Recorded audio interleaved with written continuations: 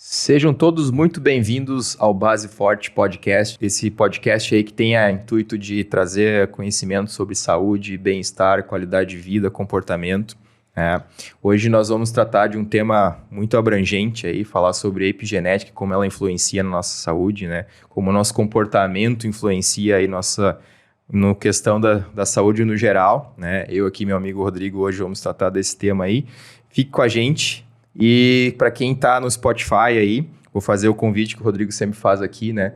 Põe teu tênis aí, põe teu fone de ouvido, vai dar tua caminhada, vai escutando esse podcast, vai absorvendo esse conhecimento aí. Espero que seja benéfico para ti e te ajude, tá bom? Fica aí com a gente já volta.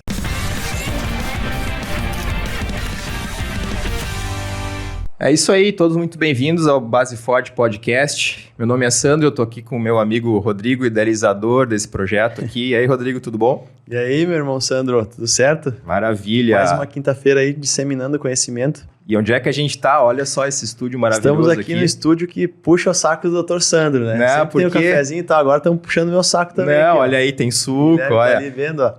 Não pode dizer que tu é maltratado aqui no Estúdio Soul, né? Esse estúdio é o melhor, disparado, o melhor estúdio de Porto Alegre para quem quer gravar seu podcast. Toda semana tem novidade, né? É o único estúdio no Brasil que tem um estagiário com pós-graduação, né? Sabe que aqui o negócio é profissional, né? O estagiário já é alto nível. Né? Exatamente. Então, se tu quer gravar teu podcast, quer gravar uma aula, quer fazer aí um evento e tudo mais, entra lá em contato com o Estúdio Soul Produções, tá? Fala com o Guilherme e com a Letícia, pessoal... super família aí, super disposto aí te ajudar, te dar ideias e te ajudar aí no teu projeto, que é importante aí agora a gente tiver alguma ideia aí, divulgar, né? Agora a rede social é um negócio mundial aí, tá todo mundo participando da rede social. Se tu quer divulgar aí teu projeto, teu trabalho, tuas ideias aí, entra em contato com eles aí, eles vão estar abertos aí para discussão. E também aqui o nosso patrocinador, né, o eterno patrocinador. Nosso patrocinador master. Para derrubar ele não é qualquer empresa que vai derrubar agora. Não é fácil, né? O patrocinador aqui, o nosso Detox 40. Se tu tem aí a ideia de começar a fazer uma atividade física, aquela pessoa que não tem tempo, que também não tem dinheiro, não gosta de estar na academia, então entra lá www.detox40.com.br, uma plataforma aí completa, né? Não é só exercício. Vai estar aqui embaixo na descrição. O link a gente deixa ali embaixo, né? E é uma plataforma completa, né, Rodrigo? Tu que é o idealizador aí do projeto, né? Faz toda a parte aí de orientação na parte de educação física, como realizar as atividades, né? E também tem orientação nutricional, né? Na verdade, o que as pessoas falam é que não tem tempo mais para fazer atividade física, né? Então, o detox são treinos de 10 a 15 minutos com o peso do corpo na tua casa. E daí, quando tu termina o treino, tem ali todo o cardápio da nutricionista, tem todo o plano alimentar, tem as palestras da nutricionista também orientando quais são os melhores alimentos a comer antes do treino, depois do treino, para perder barriga, para ganhar músculo.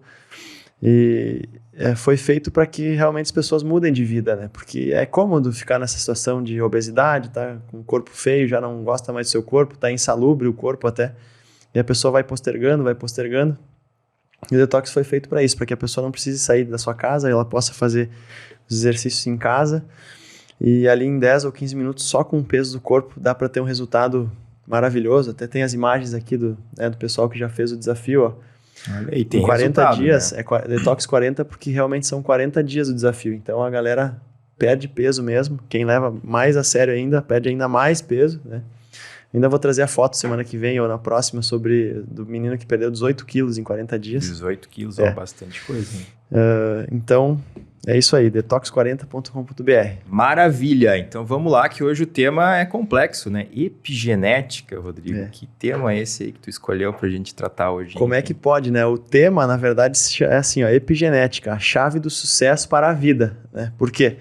Porque acontece, existe um determinismo, até no meio científico, no meio social, né? Existe um determinismo. E qual é o determinismo? O determinismo é achar que a genética determina tudo na nossa vida.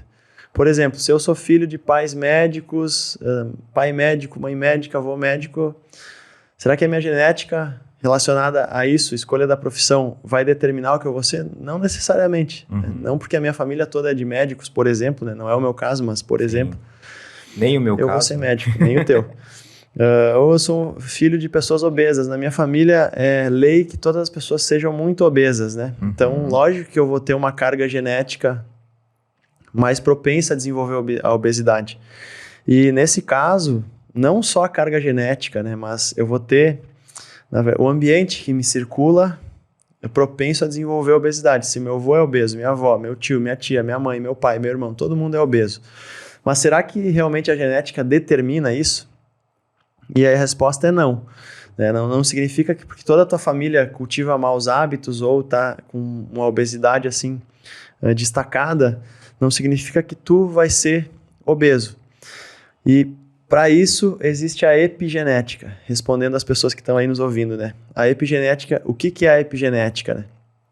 A epigenética é o ambiente que nos circula, são as nossas escolhas. A epigenética, na verdade, ela está relacionada ao nosso comportamento, que pode até suprimir fatores genéticos. Um exemplo que tem se estudado e que eu até vou trazer também um artigo científico bem legal sobre isso, um exemplo é que existe uma proteína, né, do RNA mensageiro, que é um dos transportadores lá, das proteínas que formam o DNA, por exemplo, que fazem a nossa carga genética, que em pessoas obesas essa proteína se chama MR21. Que em pessoas obesas ela está em abundância, existe em abundância, ou seja, é um RNA que existe em abundância na genética de pessoas obesas. Só que o que acontece? Em pessoas que têm essa carga genética, mas começam a treinar, começam a cuidar dos seus hábitos alimentares, começam a dormir melhor, começam a se exercitar, enfim, começam a cultivar bons hábitos, em torno dessas pessoas, elas começam a mudar o seu ambiente, não existe a expressão desse RNA, ele fica silenciado, né? Ou seja, o ambiente que a pessoa está não ativou aquela carga genética que dava propensão para a pessoa ser uma pessoa obesa, como toda a família é. Então é sobre isso que a gente vai tratar hoje. Sobre como o ambiente, as nossas escolhas, elas sim que determinam o nosso futuro. Não é porque eu tenho a barriga gigante, ou eu estou me sentindo mal com a minha barriga, ou porque eu estou insalubre ali, e a minha família toda é isso, porque eu vou ter facilidade para que isso aconteça, ou vou ter dificuldade para que isso aconteça na minha vida. Não. O que as pessoas têm que entender é que, independente da genética que tu carrega, independente da carga genética que tu traz, o que realmente determina a tua vida, e relacionado à saúde, à doença, não estou falando aqui só de obesidade, estou falando de diabetes, estou falando de hipertensão, que são as doenças que mais matam no mundo, né? Doenças cardiovasculares, obesidade também, que é o pano de fundo para todas essas doenças. O que determina é teu comportamento. O que determina... que eu acho legal da gente pontuar aí, né, que a epigenética é uma área de assunto muito atual, né, sei lá, se 10 ou 20 anos aí que o pessoal anda investigando isso, mas a epigenética é diferente da genética, né, a genética trata exatamente da nossa formação, né, dos genes que constituem ali a estrutura humana, né? Então todos os seres humanos têm o DNA dentro das suas células, né, ele fica lá enroladinho, lá, às vezes difícil acesso, e o DNA contém ali praticamente todas as instruções para o funcionamento do organismo, para a formação de um ser humano novo, e não só o ser humano, né? Todos as plantas, os animais, enfim, do mundo aí que a gente conhece, tem esse código genético aí, e ali está as ordens do que é feito, né? Muitas doenças, né, que a gente estuda têm um fator genético associado, mas não são todas, né? Algumas possuem, né? Outras é exatamente essa parte aí que se estuda, que é a interação do código genético com o ambiente, né? Então a gente tem lá dentro da célula lá proteínas que controlam e regulam qual parte do DNA que vai ser traduzida, né? O DNA tem lá a sua estrutura, né? Aquilo ali contém a informação do que vai ser produzido por aquela célula, vem uma proteína lá, lê aquilo lá de uma forma que a gente chamou de RNA mensageiro, né? Uma forma de leitura do DNA, e aquilo é transformado numa proteína que vai levar alguma ação dentro da célula, vai ser levado algum marcador ou produção de hormônio, alguma coisa assim. É um mecanismo bem complexo, assim, né? Acho que a gente aprofundar muito esse assunto não vai trazer muito benefício, mas é só para as pessoas entenderem assim, que a epigenética ela é um processo aí da leitura do DNA e um processo também ali de áreas do DNA que elas são lidas, né, de alguma forma, e algumas áreas que são silenciadas, né? Tem determinadas partes ali do código genético que o organismo entende que aquilo ali não deve ser traduzido, né, e acaba modificando aquilo e e fazendo uma forma diferente de funcionamento da célula, né? Então, essa forma de modificação aí é o que é o trazido do ambiente, né? Então, a forma como a gente lida com as coisas, a forma como a gente se alimenta, como a gente vive, pode, de certa forma, trazer uma tradução diferente do DNA e levar a funções diferentes da célula. É muito comum, Sandro, eu ouvi no meu dia a dia, muito comum nas academias, nas pessoas que me procuram para emagrecer, para treinar, para melhorar de vida, assim, eu tenho uma tendência, né? Quando a pessoa fala, tem uma tendência a engordar. Sim. Eu já coloco a minha mão assim, começo a coçar minha cabeça, né? Tá, que mais? Não, é porque minha avó, meu avô, minha mãe, é essa tendência a família toda. Beleza. A epigenética prova que isso não existe. Até porque, assim, eu vou dar um exemplo. Existe uma doença comum hoje em dia que se chama intolerância à lactose, né? Uhum. Tem pessoas que têm intolerância à lactose. E quando essas pessoas, elas ingerem leite ou qualquer derivado do leite, né? Queijo e tal, elas manifestam sintomas da doença, né? Mal-estar, refluxo, dor de barriga. Só que suponhamos que eu tenho intolerância à lactose, só que eu nasci numa família que não toma leite. Uhum. E aí eu passei a minha vida toda sem tomar leite. E lá, com 60 anos, eu resolvo tomar alguma coisa que tem, né, um derivado do leite ou o leite em si. E aí a doença se manifesta.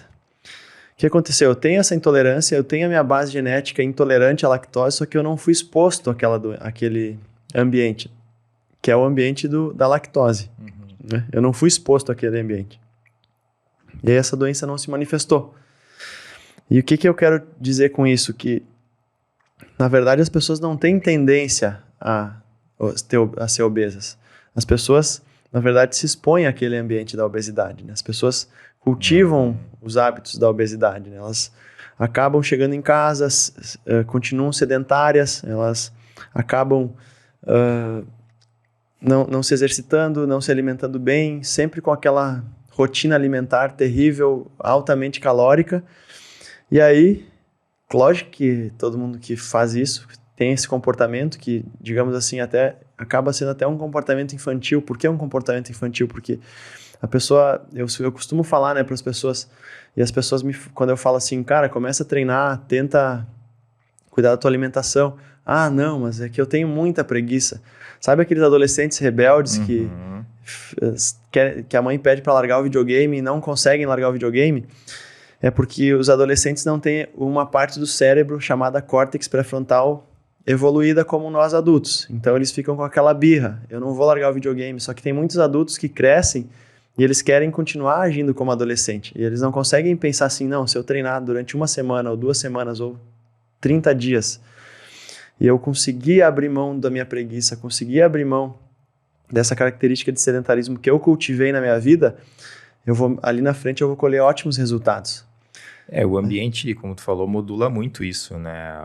Tu pensa assim, a gente fala muito na obesidade, as pessoas vão ficar, eles só falam de obesidade, né? Mas eu acho que o maior exemplo que tem, né? Se tu tem uma família de obesos, né? Uma criança que cresce numa família de obesos, né? Qual é a chance dela ser uma criança que vai gostar de atividade física, vai comer bem, né? Vai praticar alguma coisa saudável da vida? Não, a criança vai ser estimulada o quê? A tomar refrigerante, comer batata frita toda hora, hambúrguer, fazer lanches com... O ambiente vai mudar os hábitos dessa criança e ela vai se tornar obesa. Quando eu estava estudando, a gente atendia, né, na faculdade um ambulatório de obesidade infantil, né? E aí tinha uma médica lá, nossa orientadora, né, que ela sempre olhava para os pais e dizia assim, tá, ele trabalha? Perguntava assim para o pai da criança que trazia uma criança obesa lá, ele trabalha? Não, tem 10 anos a criança acima do peso, né? Já com complicações de obesidade de adulto praticamente, né? E aí a mãe, não trabalha, ele ganha dinheiro, Não, então quem é que compra a comida dele? Somos nós. Então, se ele tem refrigerante, ele tem salgadinho, ele tem bolacha recheada, ele tem, sei lá, chocolatado disponível, é porque os pais estão oferecendo para a criança, não é porque ele está indo lá comprar. Mas ele não gosta, ele faz birra, se eu dou salada, ele faz... Então, assim, é um comportamento da família, né? O pai ou a mãe querem agradar, ou querem suplantar uma ausência que não tem, agradando a criança comprando comida. A criança não tem aqueles filtros do comportamento de o que pode, o que não pode, o que é certo, o que não é certo. A criança age por impulso, a criança age...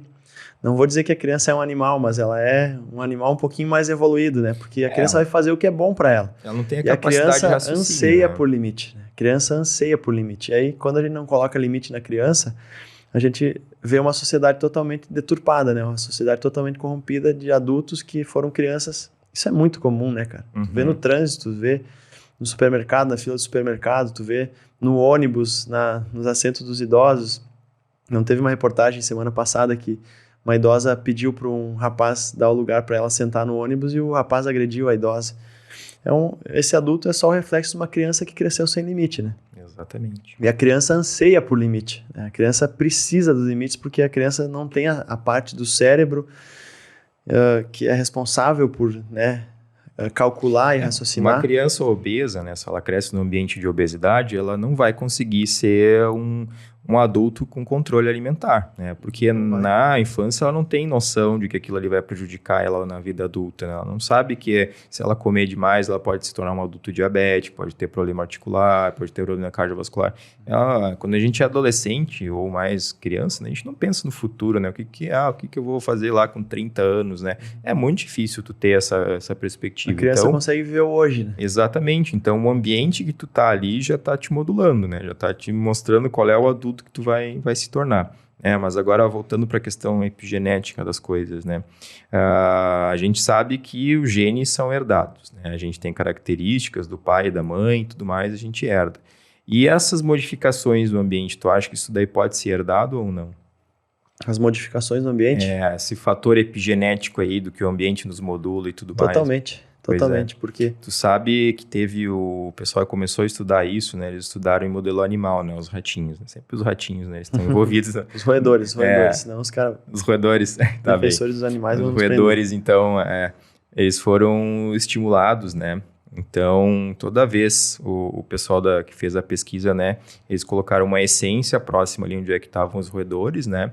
E aí, essa essência tinha um cheiro de folha de cerejeira, né? E aí... Toda vez que eles estimulavam essa essência no ambiente dos ratinhos, eles davam choque nos roedores, né? E aí, sistematicamente, isso durante um X período de tempo ali, eles costumavam fazer essa proposta, né? Então, tinha o cheiro lá da folha de cerejeira, dava choque, né? Então, chegou o momento que eles só estimulavam o cheiro, não davam choque, e o ratinho já ficava alerta, né? E aí eles viram que depois esses ratinhos, né, tiveram filhotes e tudo mais, eles viram que os filhos desses ratinhos, né, eram estimulados com o cheiro da folha de laranjeira e sentiam medo também. Mesmo sem nunca ter tido choque, nunca ter tido nenhum estímulo em relação ao cheiro da folha de cerejeira, eles acabavam sentindo medo, porque provavelmente aquela modificação que o ambiente causou neles lá, nos pais, né, passou de geração para geração como algo dentro deles ali que estimulava. Aquele gene, aquela carga genética, ela foi perpetuada. Foi perpetuada. Né? Como uma coisa que a gente nunca imaginava, porque não, realmente, as características a gente sabe que passa, né? Cor do olho, cor do cabelo, estatura. Então, essas coisas aí são determinadas geneticamente, né? Agora, comportamento não se sabia. Se naquela época lá o comportamento era passado de geração para geração. E se viu que até os netos daqueles roedores que eram estimulados lá no início, eles acabavam também tendo medo só de sentir o cheiro da folha de cerejeira. E aí o desafio que eu gosto sempre de fazer para os nossos ouvintes é esse. Experimenta, se tu é sedentário, cultivar o hábito de se exercitar uma vez por semana. Mas persiste nesse hábito. Experimenta, se tu gosta de comer doce ou ingerir bebidas alcoólicas todos os dias ou todas as semanas, experimenta mudar o teu hábito alimentar pelo menos um dia da semana. Porque dessa forma tu começa a bagunçar aquele mau hábito, tu começa a bagunçar ele um pouquinho, teu corpo já não começa a não entender o que tu está fazendo, porque toda semana tu ficava sedentário, tu tinha hábitos ruins de alimentação, e aí a partir de um determinado momento tu começa a mudar esses hábitos. E aí tu começa a confundir a tua rotina, o teu sistema nervoso, porque tu está tentando mudar os hábitos. Só que persiste nessa mudança. Não tenta ficar só uma semana. Começa de uma forma simples e tenta te permitir viver esse processo para que tu experimente as mudanças que é epigenética, né? Ou seja, que as tuas escolhas, o teu comportamento pode causar na tua rotina. Né? Sandro, tu falou desse estudo de roedores, né? A perpetuação de um hábito, né? A perpetuação da mudança neuronal, mudança no sistema nervoso, mudança... Né? Isso se expressa nos humanos também. Né? Eu quero trazer hoje, até vou pedir para o estagiário botar aqui na tela, né? Eu quero trazer hoje talvez um dos maiores artigos na área de atividade física, né? Sobre epigenética. que é um artigo que foi publicado na Universidade da Finlândia, né, por médicos e preparadores físicos. Ó, tá aqui o artigo. Esse artigo, cara, ele foi escrito numa das maiores revistas do mundo sobre treinamento, né, que é Medicine, Science in Sports and Exercise. Né. Foi conduzida pelo Colégio Americano de Medicina do Esporte, né,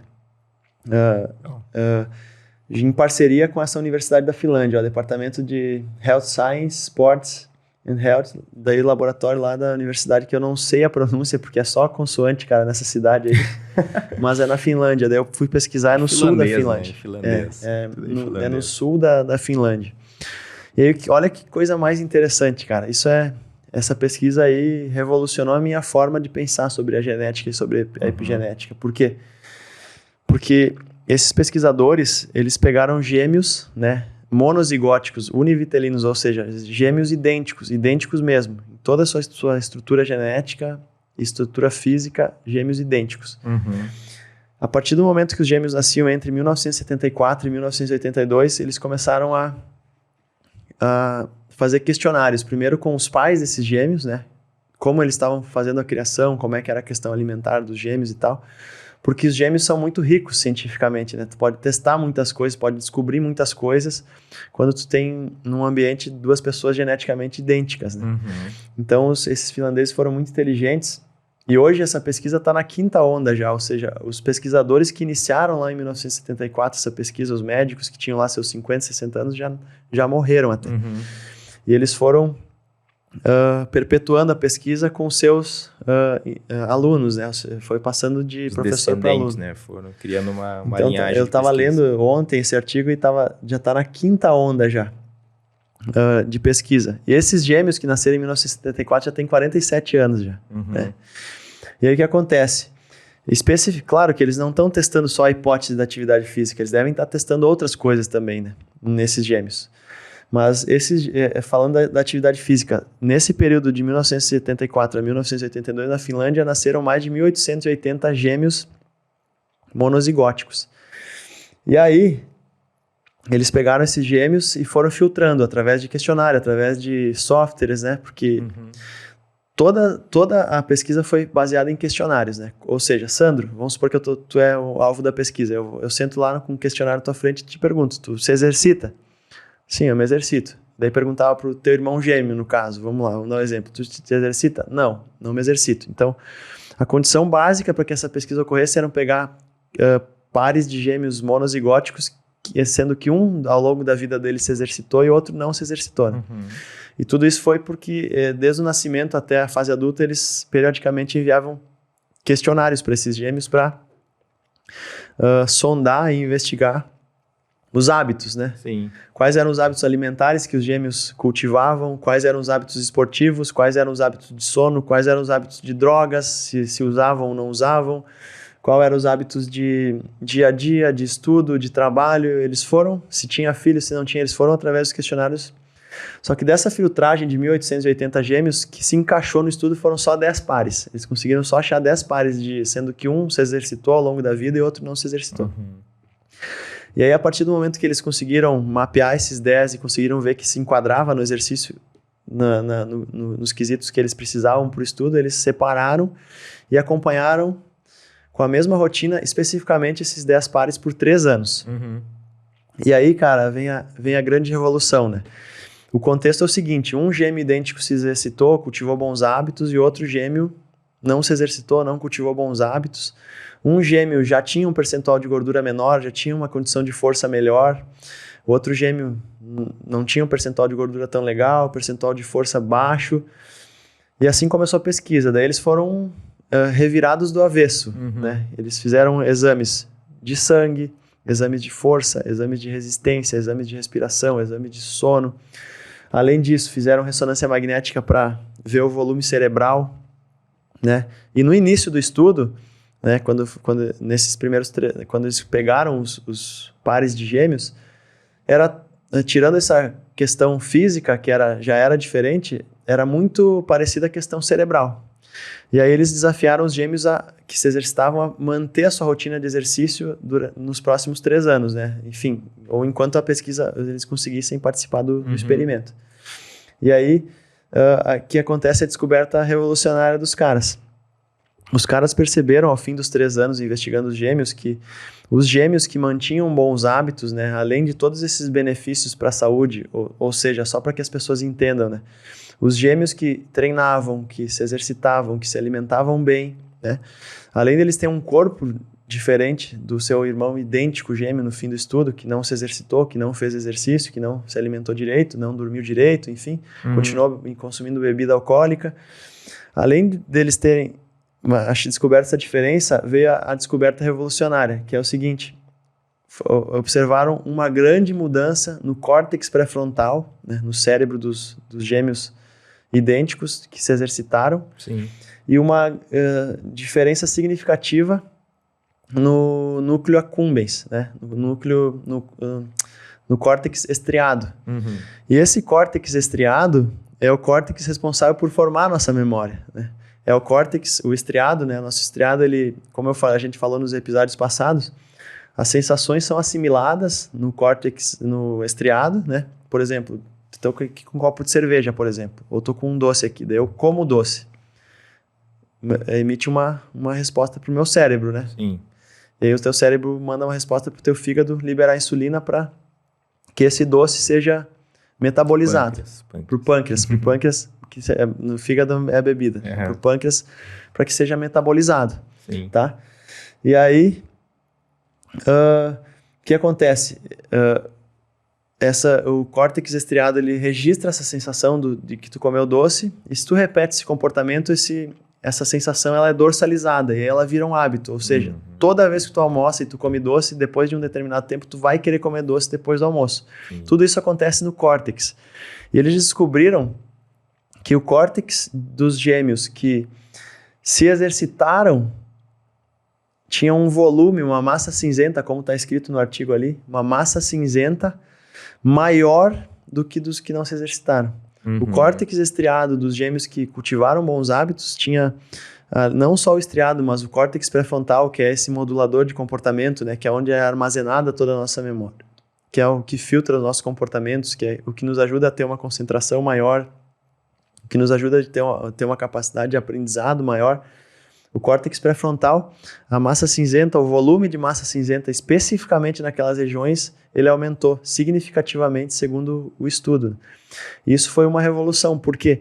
Porque a gente já sabe que quem cultiva bons hábitos tem uma saúde melhor, provavelmente não vai cair numa cama de hospital ali morrendo de um ataque cardíaco ou de um problema de hipertensão, ou não vai cair numa maca cirúrgica lá para ter que amputar um dedo em decorrência de uma diabetes, ou, né, cegueira em decorrência de uma diabetes. A gente já sabe dessas coisas. Essas coisas, elas já estão escancaradas na nossa frente, né? Que quem cultiva bons hábitos de saúde consegue ter uma vida melhor. Mas aí, a partir do momento que essa pesquisa foi publicada em 2015, começou a se perceber como o exercício, os bons hábitos alimentares e o baixo consumo de álcool, ele turbina o nosso cérebro.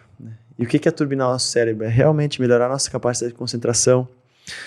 Geralmente, quem manifesta sintoma de depressão, aí, por exemplo, e está nos ouvindo, né? Tem um déficit neuronal também, né? Começam a morrer determinadas células de determinadas regiões do cérebro. O córtex pré-frontal é uma delas, o hipocampo é outra delas.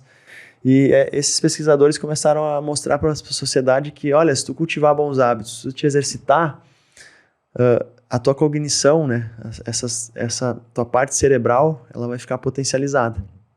O interessante aí, né, do estudo é essa ideia de isolar o fator genético, né? Quando tu compara gêmeos idênticos, né, tu não tem como dizer assim, não, isso é genética, né? Não, tu é assim porque tu, né, tem pais saudáveis e tudo mais, então é genético, né?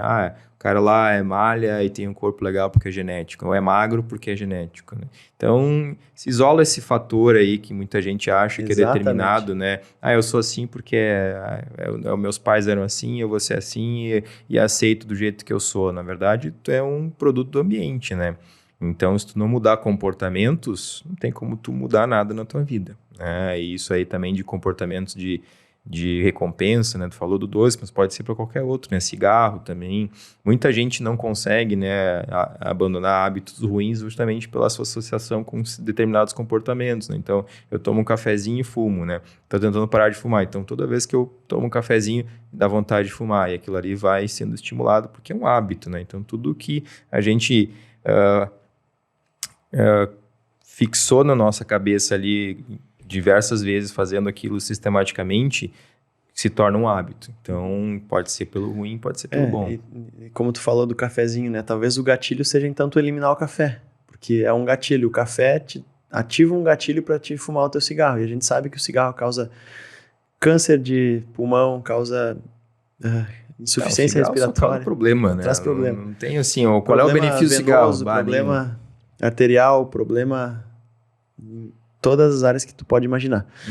Cara, mas tá na hora da gente falar para as pessoas isso daí, né? Que as pessoas que falam, mas eu não consigo largar o meu cigarrinho. A gente não quer que a pessoa largue nada. Eu não consigo largar meu copo de cerveja. Pô, eu não consigo deixar de comer aquele doce. Eu já me acostumei, eu sou gordo mesmo, eu tô acima do peso, eu não... Precisa falar para as pessoas, cara, vocês não são mais crianças, né? A gente não quer que vocês larguem nada, mas a gente precisa alertar, vocês não são mais crianças, porque esses comportamentos de eu não consigo, eu não quero, lembra muito a criança. Até a gente, quando era criança, a gente lembra das mães que a gente fazia para os nossos pais, para nossas mães, eu não quero, não, eu não vou, daí fica emburrado. Isso é um comportamento infantilizado, né? Só que a gente precisa alertar as pessoas que após os 25 anos, teu cérebro, teu córtex, essas partes do teu cérebro que tomam decisões, que constroem o teu futuro, elas já estão desenvolvidas. E pode ser que tu não consiga por 1 ou 2 dias, ou 3, ou 1 mês, mas se tu colocar o ingrediente principal da receita, que é o esforço, né? Não tem como tu conquistar nada na vida, não tem como tu mudar nenhum hábito se tu não te esforçar para que isso aconteça. Então, realmente, tu não consegue nas primeiras semanas. Mas a gente sabe, né, na formação da memória, a gente ficou 1 hora aqui falando com as pessoas que se tu tiver foco naquilo que está fazendo e repetir aquele comportamento, logo aquele comportamento ele é dorsalizado. E aí ele vira um hábito. Assim como o hábito ruim, né, que é fumar cigarro depois de tomar um café, ninguém nasce com esse hábito, né? O nosso cérebro ele nasce como uma folha em branco, né? E aí ele vai sendo escrita a nossa história nele. Só que o que acontece? A pessoa no seu trabalho, toda vez que vai tomar um café, ela fuma um cigarro. Ela vai tomar um café e fuma um cigarro. O corpo começa a reconhecer isso. E aí ali nosso estriado dorsaliza essa informação. Quando dorsaliza a informação, ela é guardada no córtex como um hábito. Para o teu cérebro isso virou um hábito. Então não existe a possibilidade de tomar um café e não fumar um cigarro. Não existe mais essa possibilidade. Já está guardado no teu HD que é isso que tem que acontecer. Só que esse hábito, até dorsalizar ele, levou tempo. Não foi no primeiro cafezinho, nem no segundo cafezinho, fumando um cigarro, que tu ficou habituado a fumar cigarro sempre depois do café. Foram vários e vários meses e anos repetindo o mesmo comportamento. E é possível largar esse hábito? Aqui está a chave do sucesso. Lógico que é possível. Só que as pessoas precisam ter essa consciência que a dorsalização de um hábito leva tempo. Que não vai ser da segunda para sexta-feira que tu deixou de tomar o teu cafezinho, que na próxima semana tu vai tomar e tu já não vai sentir vontade de fumar o teu cigarro. Tu vai sentir vontade. Não é hoje que tu vai terminar de almoçar e que aquela sobremesa que tu come todos os dias pós o teu almoço, e depois tu chega em casa, aquele doce que tu come todos os dias pós-janta, se tu ficar 1 semana sem comer, pronto, tu mudou tua vida. Não. Exige tempo. É necessário que ocorra algo, né, que se chama dorsalização do hábito, que é quando o teu corpo assimila esse hábito. Para que isso aconteça é necessário que haja tempo. E aí tu vai repetindo o teu hábito, tu vai repetindo. E aí isso daí se transforma na regra do teu cérebro. Uma coisa curiosa agora que me veio na cabeça, né, das pessoas que tentam parar de fumar, né? Eu já estimulei muita gente assim a parar de fumar, né? Tem sempre aquela consulta, né? Eu quero parar, eu sei que faz mal para mim, né? Até a Sociedade de Epidemiologia tem um esquema assim como ajudar as pessoas, né? Então tem várias fases assim que a pessoa passa, o período pré-contemplativo, contemplativo, de ação. Então assim, momentos assim que a pessoa está e tem um momento certo que ela vai parar de fumar, quando é que tu estimula com medicação, quando é que tu ajuda só com conversas e tudo mais, né? Mas tem certas pessoas que, de determinado momento, elas acabam parando, Elas chegam um dia, não quero mais isso, pegam a carteira de cigarro, jogam no lixo e nunca mais, assim, né? E tem gente que fica anos naquilo e vai e volta, fica 2, 3 meses ali sem fumar. Daqui a pouco, né, dá um problema na vida, volta a fumar. Mas é que também eu tive estresse, não sei o quê, o emprego tá ruim, as coisas estão caras, voltaram a fumar, né? Mas eu acho que a grande diferença que eu percebi entre a pessoa que consegue com sucesso parar de fumar e a pessoa que fica naquela lenga-lenga de parar de fumar, é que a pessoa que para de fumar, ela teve um evento traumático na vida, né? Ela passou por um problema relacionado ao cigarro, ela viu um familiar, uma pessoa que ela gostava passar por um problema e ela se deu conta que aquilo ali também ela pode passar por aquilo, ela não quer. E aquilo ali parece que corta no cérebro dela um processo assim, a partir desse ponto Desliga, eu não quero mais. Exatamente. Então a pessoa acaba, não, eu não quero mais isso. Então ela passa do período assim que não tá nem pensando em parar de fumar para parei total de fumar. Só que, vamos falar sério, isso é uma tristeza, porque o que acontece? Será que a pessoa precisa passar por esse evento traumático? Não, isso é horrível. Né? Será que ela precisa realmente... Olha, tá com indicadores aqui que tu tá desenvolvendo um câncer no teu corpo, tu tem que parar de fumar. Daí a pessoa, então agora eu vou parar. Sei lá, o pai da pessoa faleceu em decorrência do cigarro por um câncer no pulmão. Daí ela teve que velar o pai dela lá e, eu tô fumando igual meu pai, vou ter que parar. Será que é necessário que a pessoa passe por esse evento traumático? E aí eu me questiono muito sobre isso, porque eu também já tive minhas dificuldades com alguns hábitos ruins, e tu acompanhou a minha época que eu tava tomando cerveja todos os dias, né? Não tenho vergonha nenhuma em falar isso aqui. Até porque as pessoas, ninguém é perfeito, né? A gente acha que as pessoas são perfeitas, que todo mundo, ninguém erra. Não, a gente tá aqui como ser humano, como quem tá nos ouvindo aí, e a gente tem uma tendência maior a errar do que acertar, né? Só que eu, no meu auge, assim, de tentar melhorar na minha vida, né, melhorar minha saúde, eu comecei a me questionar, será que tem que passar por um evento traumático para mudar? E aí eu cheguei a uma resposta, e a resposta é não. E qual que foi a conclusão que eu cheguei?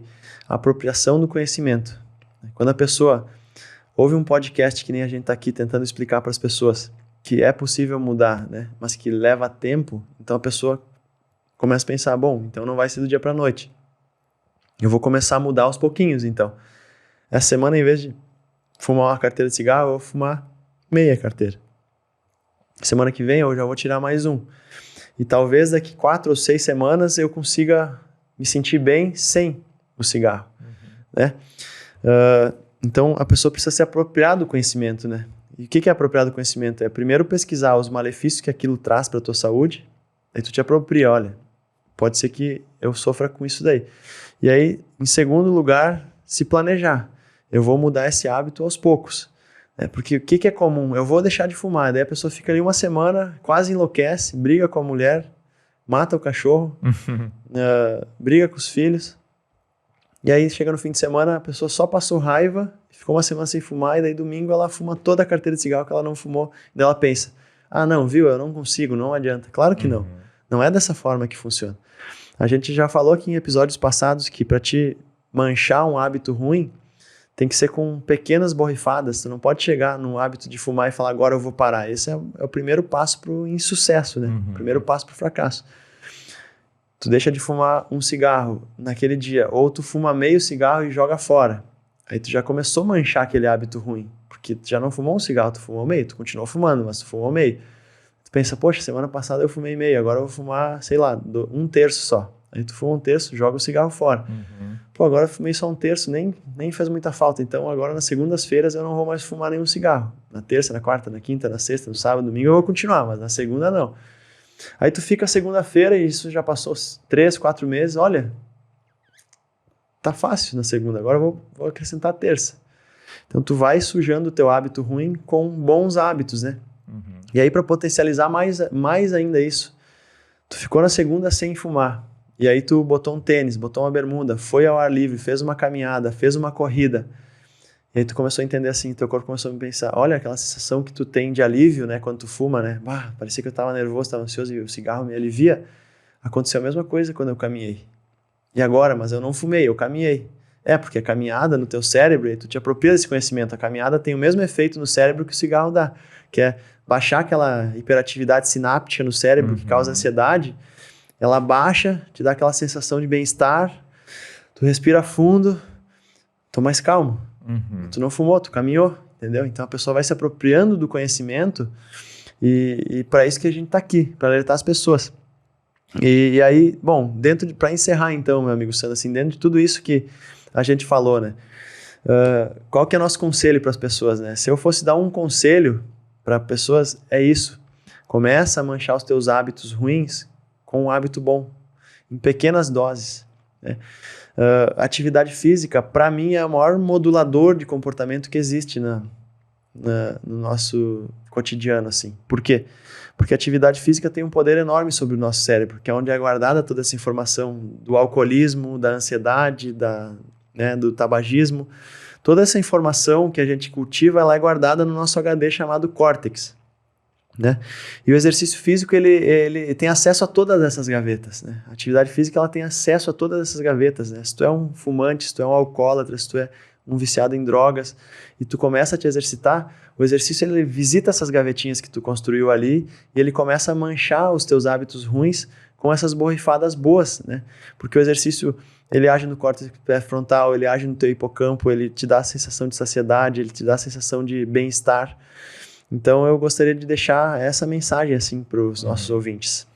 O resumo da ópera, né? A gente falou de conceitos bem abrangentes aqui, conceitos também bem complexos, digamos assim, né? De entendimento. Às vezes as pessoas precisam ler a respeito disso, às vezes as pessoas nem sabiam que existia isso, né? Mas, em resumo, no geral, que a gente apresentou no estudo ali, que tu falou bem do estudo, é modulação do teu ambiente, né? Então, é o resumo tudo. O que é modulação do teu ambiente? Enfim, né? Olha ao teu redor e observa os teus hábitos ruins, né? Acho que quando a pessoa faz uma análise, assim, por fora, né? Como se fosse uma pessoa de fora vendo como é que é a tua vida e como é que é o teu ambiente, né? Então, aonde tu pode atuar naquele período, naquele ponto ali, né? Onde é que tu tá pecando, onde é que tu tá acertando e tentar modular isso, né? Tentar ajeitar para tua rotina, ajeitar para tua vida e começar a cultivar hábitos bons, né? Eu não tenho o costume de fazer isso, eu tenho preguiça. Então, começa, de certa forma, a ver o que é o benefício para ti, né? O que tu quer de saúde para tua vida, tu quer continuar com esse hábito que está te levando a uma rotina estressante, que está te adoecendo, ou tu quer mudar esses teus hábitos para uma rotina que vai te levar a com conceito de saúde, ou melhor qualidade de vida, ou coisa nesse gênero assim. Então, modulação do ambiente, né? Porque o ambiente a gente já viu aqui que influencia, inclusive, na nossa genética, influencia no nosso comportamento, e isso pode ser herdado para os filhos da gente, né? Então, a gente tem que ter muito cuidado como a gente lida com o nosso ambiente, como a gente cuida da nossa vida, né? E eu acho que a mensagem que fica é exatamente isso daí. Atividade física, alimentação, sono, né? Que é o tripé da base forte, né? O sono é a base forte. Exatamente. Né? Então, o nosso tripé aqui, ele não pode, como se diz, um banco de 3 pernas, ele não fica em pé se tu tira uma delas, né? Então, para se manter forte, tem que ter o tripé, né? E isso daí é modulação do ambiente, né? Então, analisa o teu ambiente, regula o que tu consegue regular a curto prazo e vai trabalhando nas coisas que tu conseguir a longo prazo. Mas trabalhe nas coisas a longo prazo, não vai deixando assim, não, isso aqui eu não vou conseguir mudar. Não, em algum momento vai ter que mudar aquilo. Se tu quer realmente mudar e ter uma qualidade de vida, tem que mudar o teu hábito. Então, modulação do ambiente para evitar que esse processo aí se perpetue e tu consiga ter uma vida com bastante longevidade e com saúde, né? Não adianta ficar velho e doente, né? Vai ficar velho e bem, né? Ficar velho e bem. Exatamente. E aí, já para criar uma conexão com o próximo episódio, né? Falando em ambiente, em rotina, no próximo episódio a gente vai falar sobre se é possível ter uma vida saudável e emagrecer com uma rotina agitada. Né? Para aquelas pessoas que não têm tempo para nada, que estão sempre correndo atrás da máquina, que falam, não tem como, né? Minha vida é muito agitada. A gente vai falar como é possível essa pessoa que tem uma vida agitada emagrecer e ter saúde. Isso aí eu acho que é o maior desafio, hein? Esse assunto aí, eu vou dizer pra ti, hein? Tem que ser alto nível. Vai ter muita gente aí que vai torcer o nariz, vai dizer que não Por dá. Por falar nesse assunto, eu até lembrei agora, antes de a gente terminar, né? Uhum. A minha esposa, Aline, né? Ela tem uma rotina bem agitada, tá bem corrida, eu tô vendo no dia a dia, assim, tô acompanhando. E aí ela me pediu ajuda pra mudar os hábitos, né? Olha só. E aí ela falou que não conseguia correr, que não tinha jeito, que o negócio dela era ir na academia, fazer força. Disse ela, liga lá no podcast Base Forte. Ela começou, né, a assistir o nosso podcast, a ouvir. E agora, nesse sábado, a gente conseguiu fazer um negócio... Nesse sábado não, feriado dia 7 de setembro, que foi ontem. Uhum. A gente conseguiu fazer um negócio inimaginável. Ela correu praticamente 3 quilômetros. 3 quilômetros? Eu fui junto com ela, assim. E daí ela falou, que dor na minha panturrilha, tá doendo muito. Mas depois, logo depois, ela falou, nossa, que sensação boa, que bem-estar que eu tô sentindo. Uhum. Que são essas gavetas do nosso cérebro, né, do nosso comportamento, que só o exercício físico consegue visitar, né? Então eu botei a meta para mim e para ela, né, e eu tô junto ajudando, que até dezembro a gente vai correr uma rústica de 5 km juntos. Olha né? aí. E a gente tá em setembro já. E aí, para fazer o gancho com esse episódio, né, que mesmo com uma rotina agitada, mesmo com uma rotina corrida, é possível mudar os hábitos. E aí, se tu tá aí no YouTube, se tu tá no Spotify, aqui embaixo vai ter o link, tá? Do Desafio Detox 40. Curta, compartilhe. Se tu acha que algum familiar teu, algum amigo precisaria ouvir sobre isso, sobre esse tema de saúde, né? Só coisas boas, compartilha. E se tu quer se aprofundar mais, e eu acho legal, eu gostaria de ler esse artigo que tu leu, eu gostaria de dar uma olhada, se tu é da área da medicina, do exercício, da fisioterapia, da ciência, enfim, é só deixar nos comentários aqui no YouTube ou no Spotify, me envia o artigo, deixa teu e-mail ali, que o artigo será enviado. E é um artigo muito bom, hein? Até a próxima e muito obrigado. Agradeço todo mundo que ficou até aqui com a gente e até a próxima. Muito obrigado.